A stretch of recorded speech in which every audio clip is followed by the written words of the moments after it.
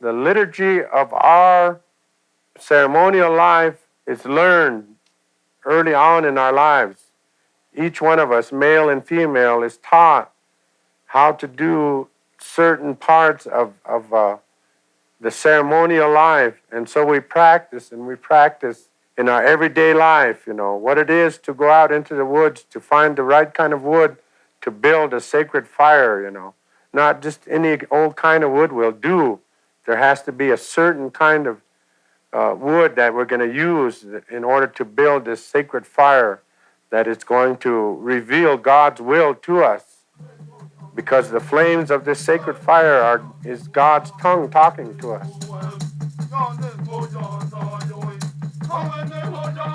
And so we sit in a circle around the light of this sacred fire, and we ingest this divine medicine, and we put our minds on this fireplace, and we raise our voices in song so that our minds become fused into one thought.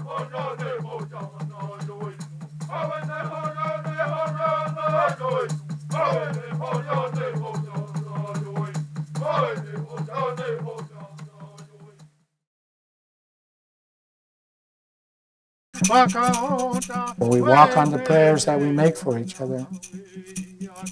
This is what the grandfathers and grandmothers tell us, to walk on the prayers that people make for us and the prayers that we make for ourselves.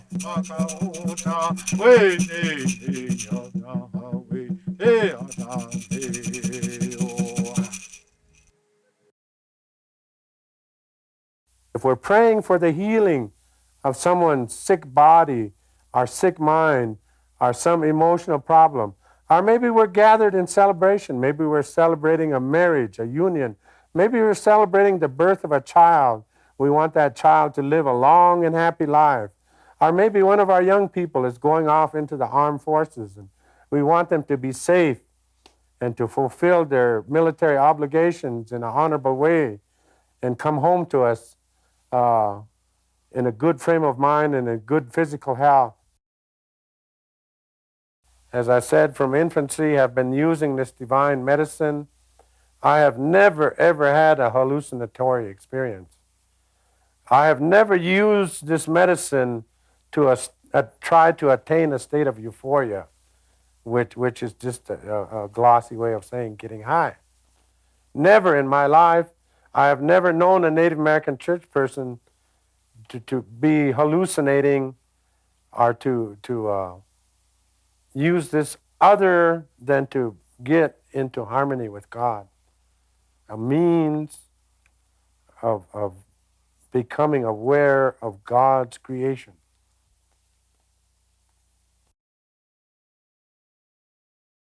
In 1990, the United States Supreme Court refused to protect the human rights of our church.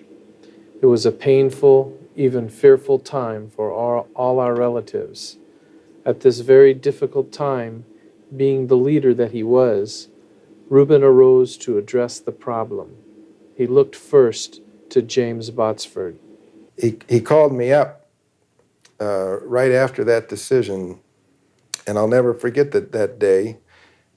He said, "Brother, I want you to help me. The Supreme Court did a terrible thing. It was out of ignorance, and it was out of the fear of the rebrowning of America."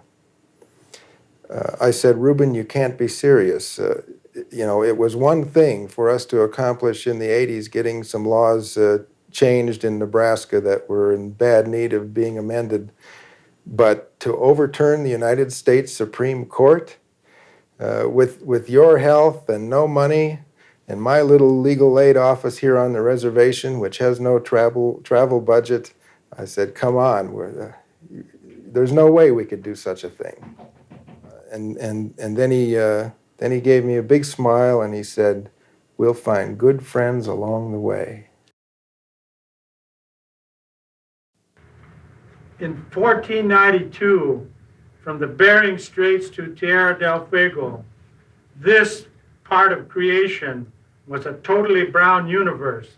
And regardless of where our ancestors lived, whether it was the Alaskan tundra or on the mountaintops or on the desert floor, or in the rainforest, wherever they lived, they had one world view, that there was a creator of all things, and he was responsible for the creation, and that it was our responsibility and our duty to find our place within this creation to live in peace and harmony.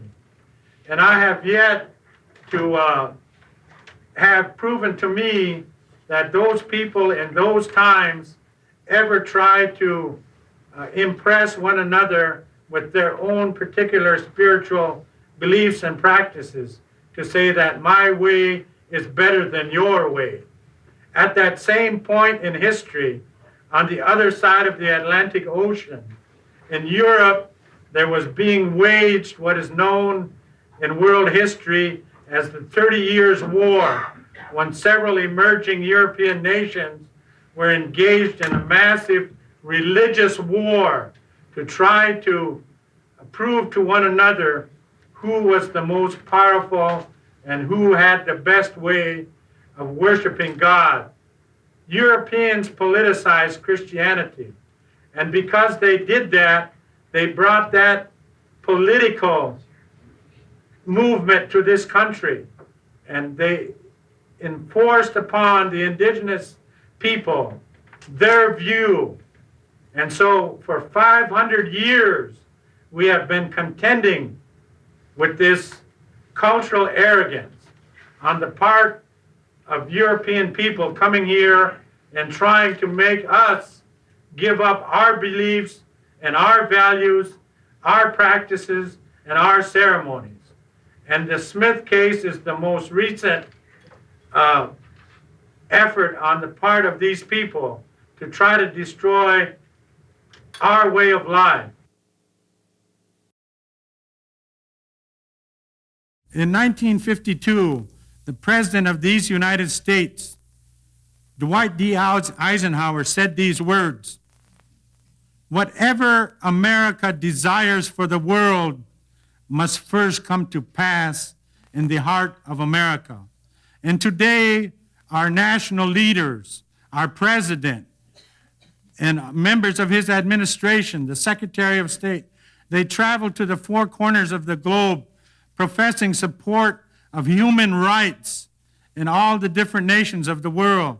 They say, live up to your teachings and protect the human rights of people.